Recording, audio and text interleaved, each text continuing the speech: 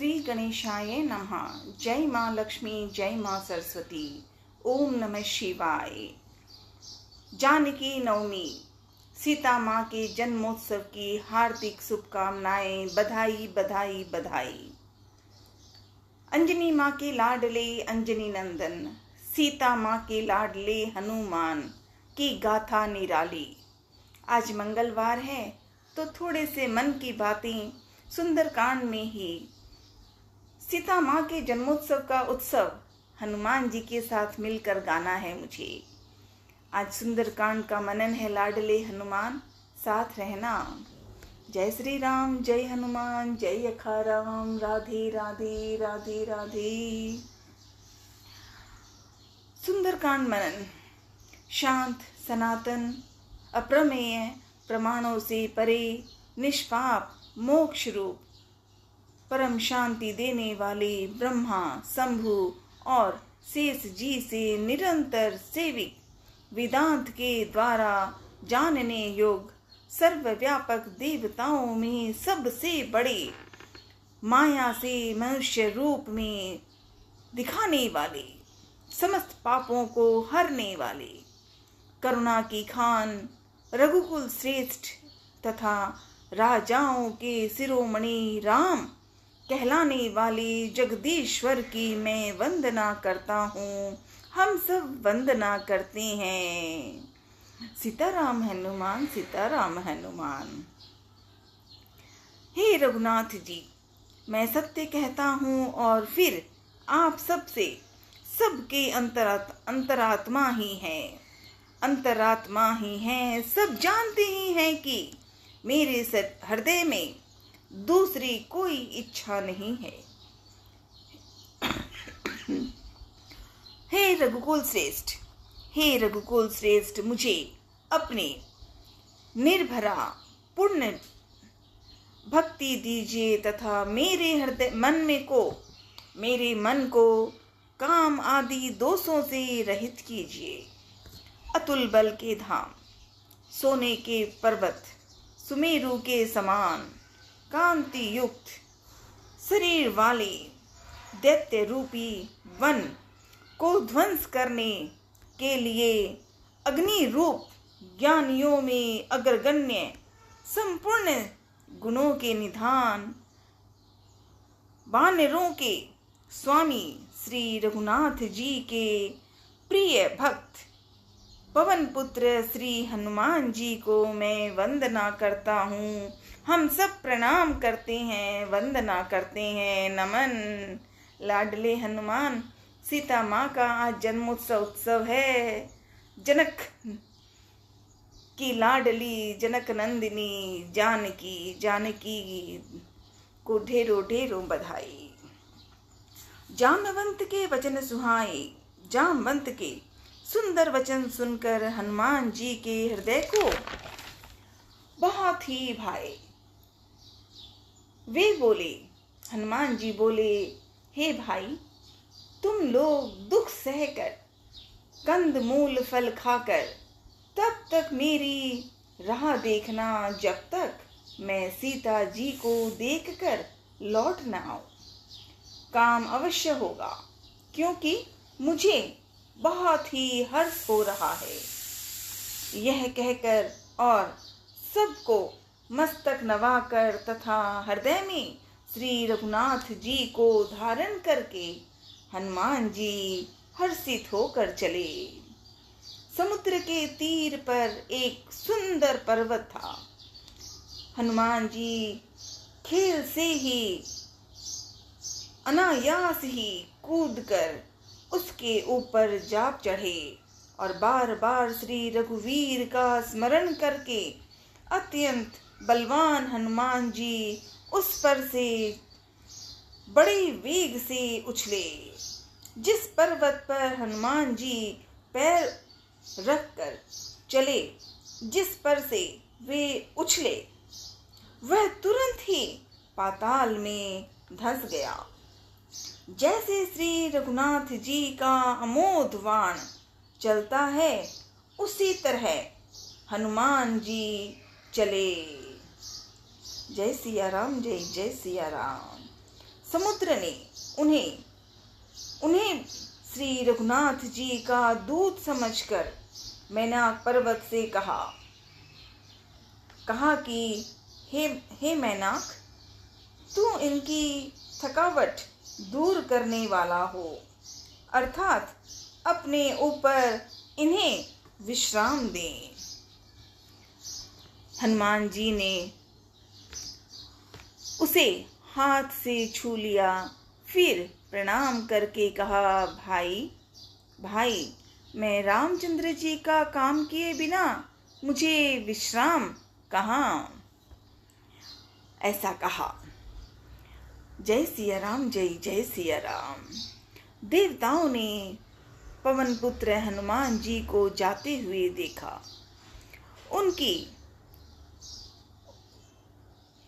उनकी विशेष बल बुद्धि को जानने के लिए परीक्षार्थ उन्होंने सुरसा नामक सर्पों की माता को भेजा। उसने आकर कहा, सुरसा माँ ने हनुमान जी से यह बात कही, आज देवताओं ने मुझे भोजन दिया है। यह वचन सुनकर हनुमान जी ने कहा, श्री राम जी का कार्य करके मैं लौट आऊं और सीता जी की खबर प्रभु को सुना दूं, तब मैं आकर तुम्हारे मुंह में घुस जाऊंगा, तुम मुझे खा लेना। हे माता, मैं सत्य कहता हूँ, अभी मुझे जाने दें। जब किसी भी उपाय से उसने जाने नहीं दिया, तब हनुमान जी ने कहा कि तो ठीक है, तो फिर मुझे खा लो। हनुमान जी ने सुरसा माता को कहा कि तो मुझे खा लो। सुरसा माँ ने योजन भर 404 कोस में मुंह फैलाया। तब हनुमान जी ने अपने शरीर को उससे दूना बढ़ा दिया, तो सुरसा ने 16 योजन का मुख किया। हनुमान जी तुरंत ही 32 योजन के हो गए। जैसे जैसे सुरसा मुख का विस्तार बढ़ाती है, हनुमान जी उसका दूना रूप दिखलाते थे। सुरसा माँ ने 100 योजन 400 कोस का मुख किया। तब लाडले हनुमान जी ने बहुत ही छोटा रूप धारण कर लिया और तुरंत उसके मुंह में घुसकर तुरंत फिर बाहर निकल आए और सुरसा माँ को उन्हें सिर नवाकर प्रेम से विदा मांगने चले। लाडले हनुमान की गाथा।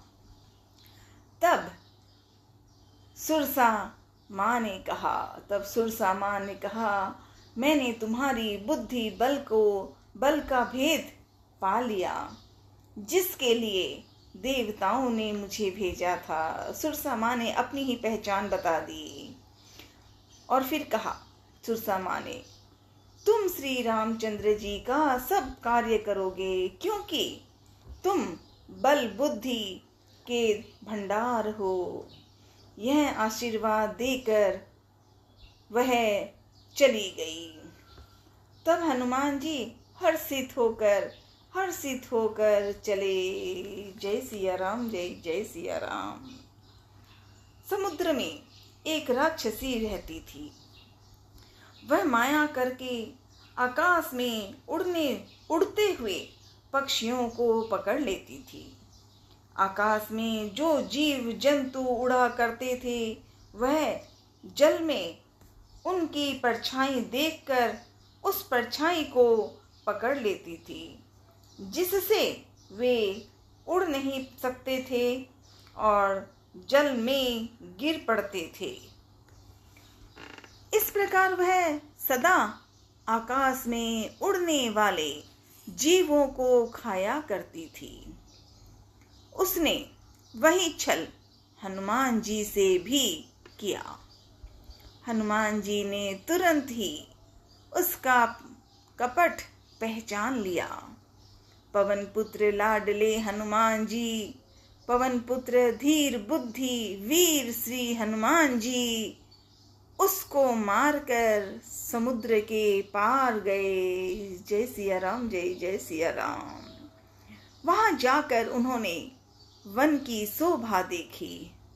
मधु पुष्प रस के लोभ से भंवरे गुंजार रहे थे। अनेकों प्रकार के वृक्ष फल फूल से शोभित हैं। पक्षी और पशुओं के समूह को देखकर तो वे मन में बहुत ही प्रसन्न हुए।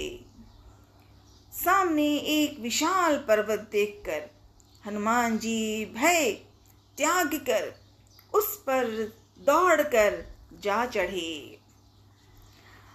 जय सिया राम, जय जय सिया राम। ओम नमः शिवाय। भोलेनाथ शिव जी कहते हैं, हे उमा, इसमें बानर हनुमान जी कुछ बढ़ाई नहीं है। यह प्रभु का प्रताप है जो काल को भी खा जाता है। पर्वत पर चढ़कर लाडले हनुमान ने लंका देखी। बहुत ही बड़ा सुंदर रूप, ऐसी सुंदरता लंका की कुछ कहा नहीं जा सकता। वह अत्यंत ऊंचा और उसके चारों ओर समुद्र हैं। सोने के परकोटे, चार दीवारी का परम प्रकाश हो रहा है। विचित्र मणियों से जड़ा हुआ सोने का परकोटा है। उसके अंदर बहुत सुंदर सुंदर घर, विशाल नगर है। चौराहे, बाजार, सुंदर मार्ग, आलीशान महल और गलियां है। सुंदर नगर बहुत प्रकार के सजा हुआ है। हाथी, घोड़े, खच्चर के समूह तथा पैदल और रथों के समूहों को कौन गिन सकता है। अनेक रूपों के राक्षसों के दल हैं। उनकी अत्यंत बलवती सेना वर्णन करते नहीं बनती। वन, बाग, उपवन, बगीचे, फुलवारी, तालाब, कुएं और बावलियां सुशोभित है। मनुष्य, नाग, देवताओं और गंधर्वों की कन्याएं अपने सौंदर्य से मुनियों के भी मन को मोहि लेती है। कहीं कहीं पर्वत के समान विशाल शरीर वाले बड़े ही बलवान मल्ल पहलवान गरज रहे हैं। वे अनेकों अखाड़ों में बहुत प्रकार से भिड़ते और एक दूसरे को ललकारते हैं। भयंकर शरीर वाले करोड़ों योद्धा यत्न करके बड़ी सावधानी से नगर की चारों दिशाओं में सब ओर से रखवाली करते हैं। कहीं दुष्ट राक्षस भैंसों, मनुष्यों, गायों और बकरों को खा लेते हैं। खा रहे थे जब हनुमान जी वहां पहुंचे। उन्होंने सारी खबर लगाई। संत श्री तुलसीदास जी महाराज ने इसके ये जो बातें हैं कि कहीं दुष्ट राक्षस भैंसों, मनुष्यों, गायों और बकरों को खा लेते हैं, तो तुलसीदास जी ने कहा कि इनकी कथा इसीलिए कुछ थोड़ी सी कही है, क्योंकि वे निश्चय ही श्री रामचंद्र जी के वाण रूपी तीर्थ में शरीरों को त्याग कर परम गति पावेंगे।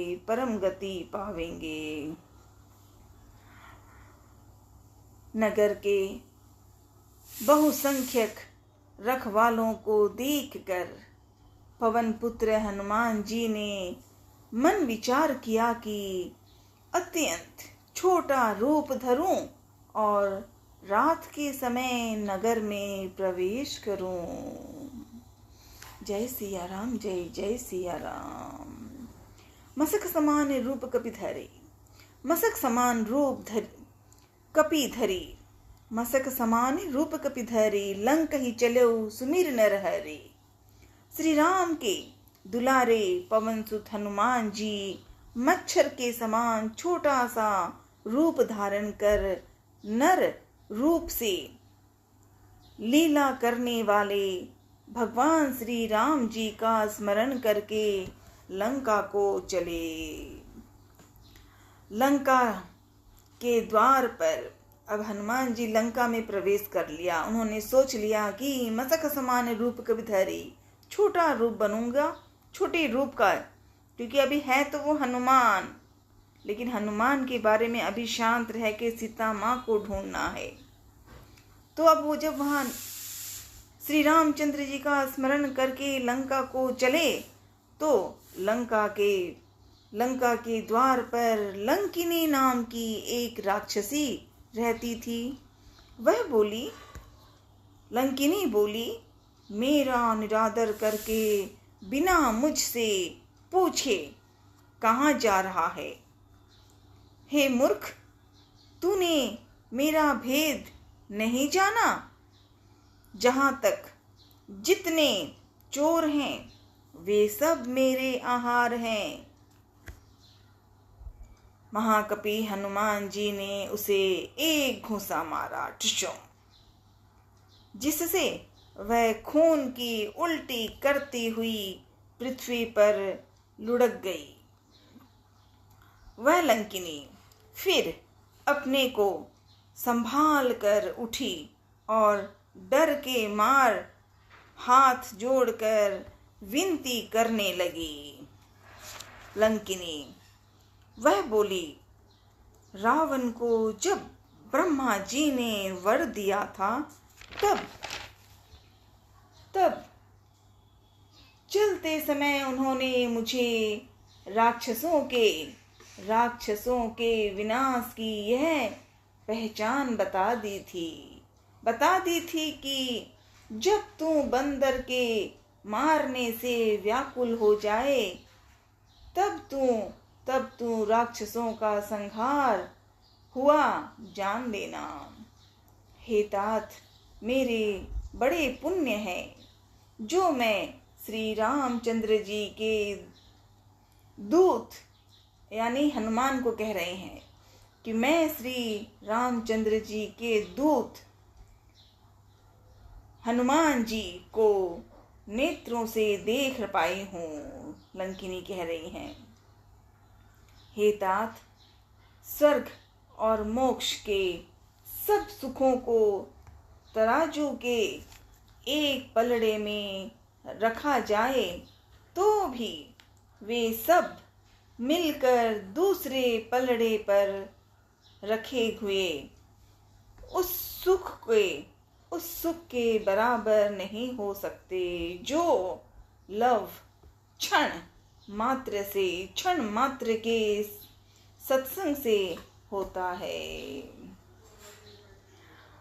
ओम नमः शिवाय बोले, ओम नमः शिवाय। अयोध्यापुरी के राजा श्री रघुनाथ जी को हृदय में रखे हुए नगर में प्रवेश करके सब काम कीजिए। लंकिनी कह रही हैं अब हनुमान जी को। लंकिनी माते ने हनुमान जी को समझ गई। लंकिनी माते ने हनुमान जी को समझ गई और उन्हें श्री राम की ब्रह्मा जी की याद आई। लंकिनी ने कहा, उसके लिए विष अमृत हो जाता है, शत्रु मित्रता करने लगते हैं, समुद्र गाय के खुर के बराबर हो जाता है, अग्नि में शीतलता आ जाती है। ओम नमः शिवाय। और हे गरुड़ जी, सुमेरु पर्वत उसके लिए रज के समान हो जाता है, जिसे श्री रामचंद्र जी ने एक बार कृपा करके देख लिया। तब हनुमान जी ने बहुत ही छोटा सा रूप धारण किया और भगवान का स्मरण करके नगर में प्रवेश किया। उन्होंने एक प्रत्येक महल की खोज की, जहां तहां असंख्य योद्धा देखे। फिर वे रावण के महल में गए। वह अत्यंत विचित्र था, जिसका वर्णन नहीं किया जा सकता। हनुमान जी ने उस रावण को शयन किए देखा, सोया हुआ था रावण, हनुमान जी ने देखा।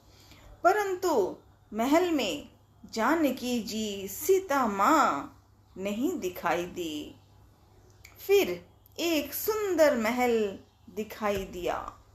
वहां उसमें भगवान का एक अलग मंदिर बना हुआ था, और वहां उस महल में श्री राम जी के आयुध धनुष बाण के चिन्हों से अंकित थे। उसकी शोभा वर्णन नहीं की जा सकती। वहां नवीन तुलसी के वृक्ष समूहों को देखकर कपिराज श्री हनुमान जी हर्षित हुए। तुलसा मैया की जय, तुलसा मैया की जय। आज सीता माँ, जानकी माँ का जन्मोत्सव आयोजन है, उत्सव है, मन में खुशी है। लाडले हनुमान तो खुशी खुशी मना रहे हैं। हम सब भी प्रार्थना कर रहे हैं, लाडले हनुमान सीता माँ का जन्मोत्सव उत्सव प्रेम से सिखाना और हमें भी उत्सव आनंद करवाना। तुलसा मैया से जय जयकार करना सिखवा देना। तो वहाँ नवीन तुलसी के वृक्ष समूहों को देखकर कपिराज श्री हनुमान जी हर्षित हुए। हनुमान जी उस महल की सुंदरता और श्री रामचंद्र जी के धनुष बाण के अंकित चिन्हों को देखकर बहुत खुश हुए। जय सिया राम, जय जय सिया राम। लंका पहुंच आए हैं हनुमान, ढूंढ लिया है, सुरसा माँ मिल गई, उनका जवाब। सिंहिका मारी गई, वो गलत किया था, हनुमान जी ने चटनी बनाई। लंकिनी आई, लंकिनी ने अंदर जब लंका पहुंची तो लंकिनी ने बहुत कुछ कहा, और जब एक घुसा लगा तो लंकिनी ने अपनी सारी कथा सुना दी और हनुमान जी लंका में प्रवेश कर आए हैं। अब पहचान कौन है जिस घर में धनुष बाण है, तुलसी माँ है। लंका निश्चर निकर निवासा, लंका निश्चर निकर निवासा, यहाँ कहाँ सज्जन करवासा। लंका तो राक्षसों के समूह का निवास स्थान है। यहाँ सज्जन साधु पुरुष का निवास कहाँ। हनुमान जी मन में इस प्रकार तर्क करने लगे। उसी समय विभीषण जी जागे। विभीषण, रावण के छोटे भाई विभीषण, उन्होंने मतलब विभीषण जी ने राम नाम का स्मरण उच्चारण किया। हनुमान जी उन्हें सज्जन जाना और हृदय में हर्षित हुए। हनुमान जी ने विचार किया कि इनसे हट करके मतलब अपनी ओर से ही परिचय करूंगा, हनुमान जी कह रहे हैं, क्योंकि साधु से कार्य की हानि नहीं होती, प्रस्तुत लाभ ही होता है। ब्राह्मण का अब जो बने हुए हैं हनुमान, छोटे रूप में बंदर बने, छोटा मसक समान, अब यहाँ पर उन्होंने ब्राह्मण का रूप बना लिया। ब्राह्मण का रूप धरकर हनुमान जी ने उन्हें वचन सुनाए, पुकारा। सुनते ही विभीषण जी उठकर वहां आए, प्रणाम करके कुशल पूछी और कहा कि हे ब्राह्मण देव, अपनी कथा समझा कर कहिए, क्या आप हरि भक्तों में से कोई हैं? क्योंकि आपको देखकर मेरे हृदय में अत्यंत प्रेम उमड़ रहा है।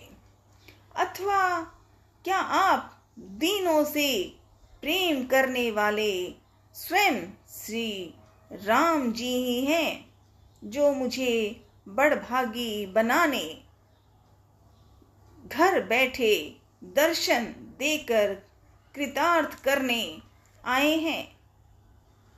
जब विभीषण जी ने ऐसे कहा तब हनुमान जी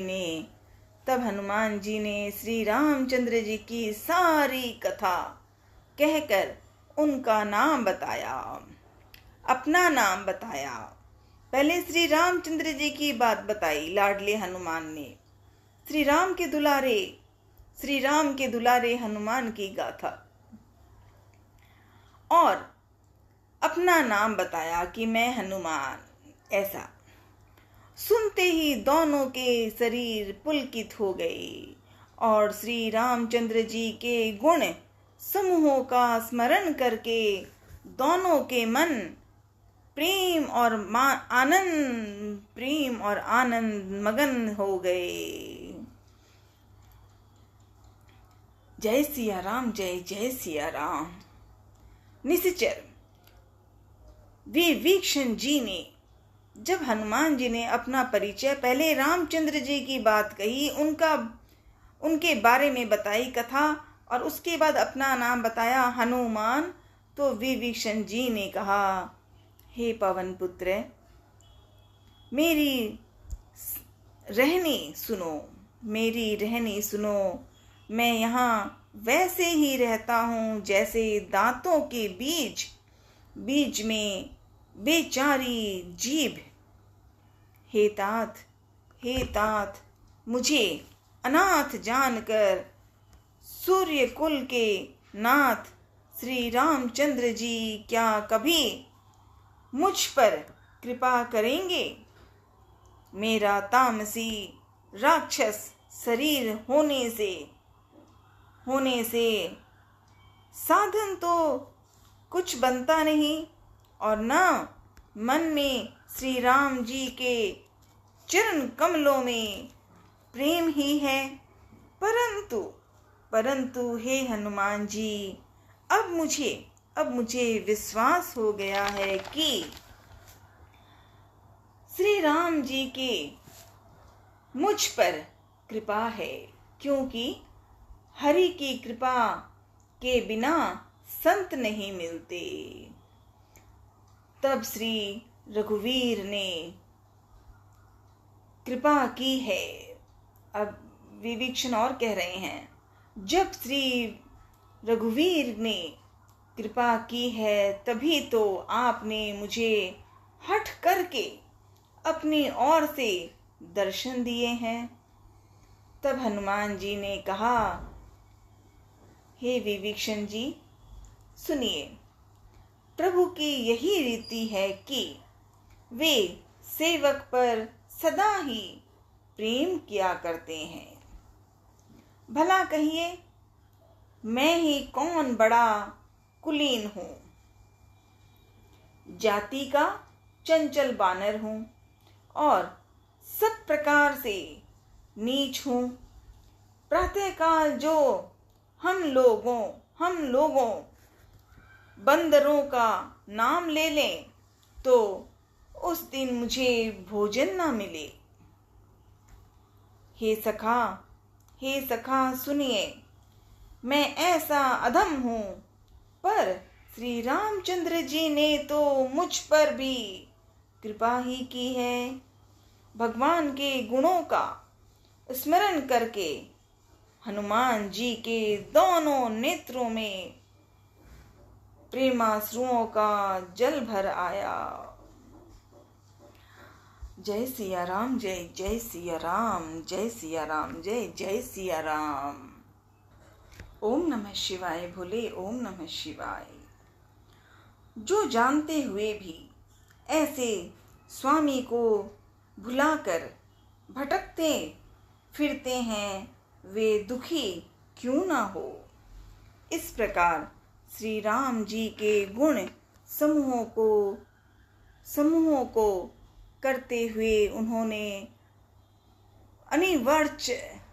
अनिवर्चनीय परम शांति प्राप्त की।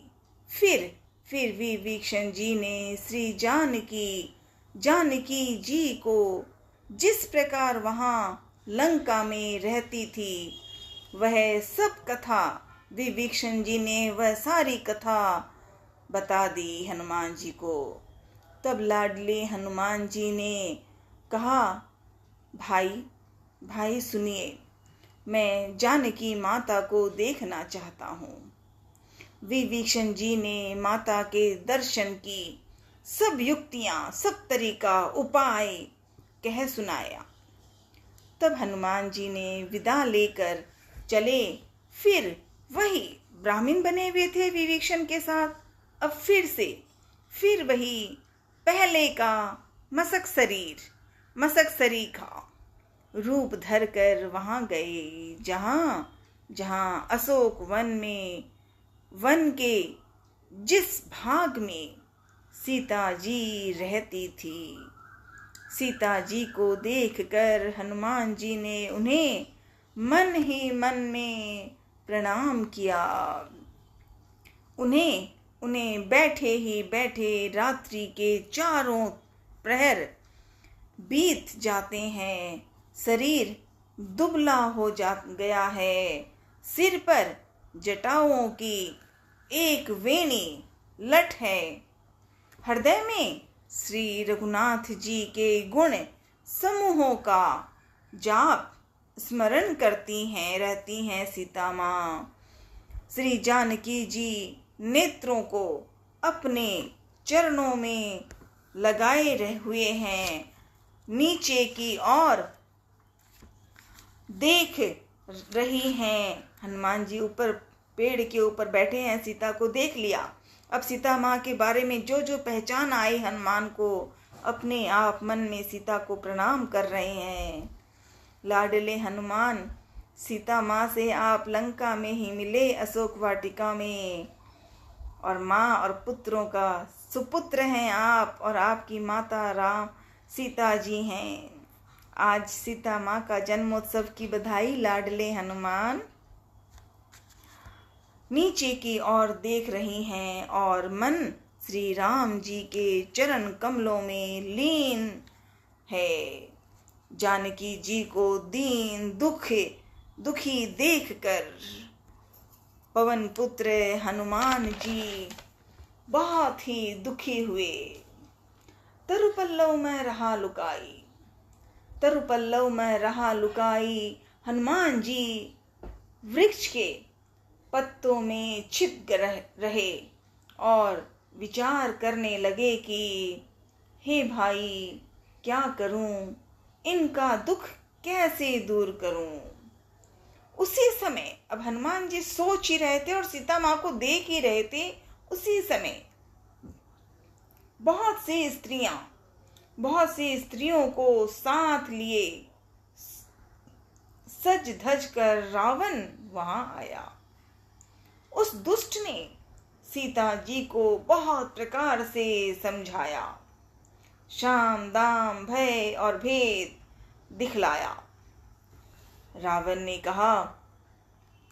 ने कहा, हे सुमुखी, सुनो, मंदोदरी आदि सब रानियों को मैं तुम्हारी दासी बना दूंगा।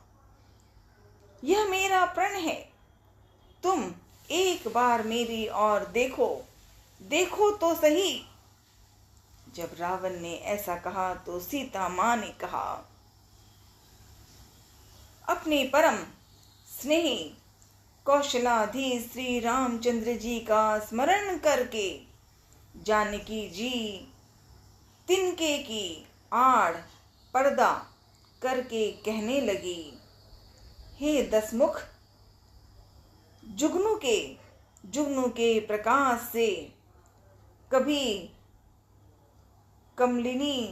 कमलिनी खिल सकती है।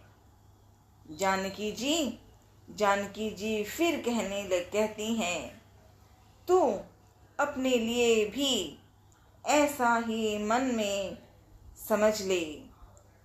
रे दुष्ट, तुझे श्री रघुवीर के वाण की खबर नहीं है। रे पापी, तू मुझे सोने में हर लाया है। रे अधम निर्लज्ज, तुझे लज्जा नहीं आती। अपने को जुगनू के समान और रामचंद्र जी को सूर्य के समान सुनकर और सीता जी के कठोर वचनों को सुनकर रावण तलवार निकालकर बड़े गुस्से से आकर बोला, रावण, सीता ते मम कृत अपमाना कटिहूं तब सिर कठिन कृपाणा। रावण ने कहा, सीता, तूने मेरा अपमान किया है। मैं तेरा सिर हर इस कठोर कृपाण से काट डालूंगा। नहीं तो अब भी जल्दी मेरी बात मान ले। हे सुमुखी, नहीं तो जीवन से हाथ धोना पड़ेगा। रावण ने ऐसा कहा सीता माँ को। तो सीता माँ ने फिर कहा, सीता जी ने कहा, हे दशग्रीव, प्रभु की भुजा जो श्याम कमल की माला के समान सुंदर और हाथी के सूंड के समान पुष्ट और विशाल है, या तो वह भुजा ही मेरे कंठ में पड़ेगी या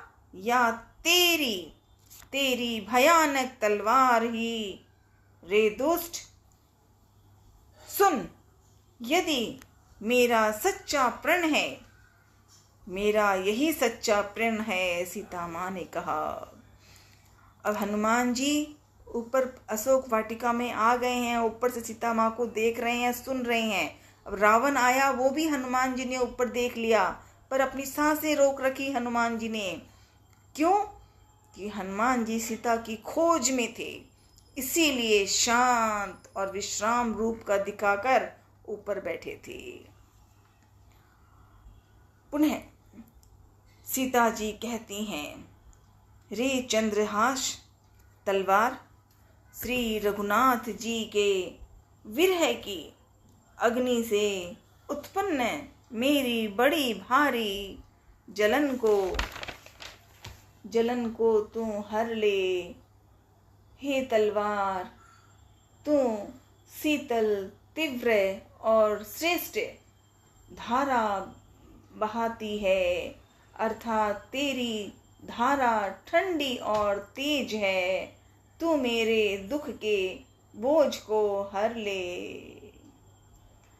सीता जी के ये वचन सुनते ही रावण वह मारने दौड़ा सीता माँ को। तब मैं दानव की पुत्री मंदोदरी ने नीति कहकर उसे समझाया। मंदोदरी रावण की पत्नी मंदोदरी। तब रावण ने सब दासियों को बुलाकर कहा कि जाकर सीता को बहुत प्रकार से भय दिखलाओ। यदि महीने भर में यह कहा न माने तो मैं इसे तलवार निकाल कर काट डालूंगा। रावण कह रहा है कि मैं इसे तलवार निकाल कर काट डालूंगा। यूं कहकर रावण महल चला गया। यहाँ राक्षसियों के समूह बहुत से बुरे रूप धरकर सीता जी को भय दिखलाने लगे।